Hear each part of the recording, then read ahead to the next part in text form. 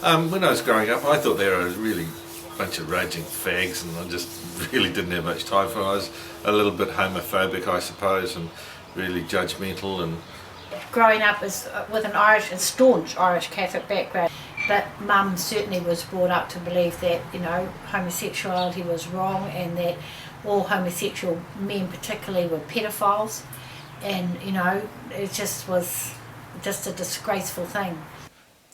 I've had a gay friend, couple, over the years, sort of here and there, in workplaces, but I've never had a long-term friendship with a homosexual.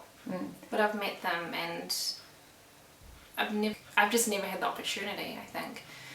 When I was in my teens, Mum was working in the post office, and she had all these kids, 7 kids, so domestically she had a lot of challenges, and then she was also trying to work full-time, and she got a new boss, and he was gay. It would be very hard to maintain a very long and close friendship, because ultimately at the end of the day, if we're going to be close, our values are going to come up, and if we don't agree on these things, then it would be really hard.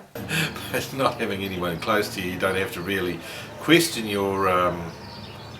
You don't really have to be tested to question your what do you call them?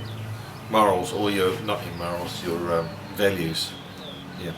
So when you're really faced that you have to question your morals and values, that's when you sort of dig deep and find out what they are. That wouldn't mean to say that I wouldn't still love them and want to be their friend, and I feel very strongly about wanting them to be aware of their sinful state, and I have a moral responsibility to everyone if they're going down a certain path, to warn them and say, hey, if you go down this road, it'll lead to worse things, and I really believe that you need to come back, and this is what God says about what you're doing. There's so many lessons to learn in life, and that was one big lesson that you learn in life, and you just don't stop loving your children just because they're gay.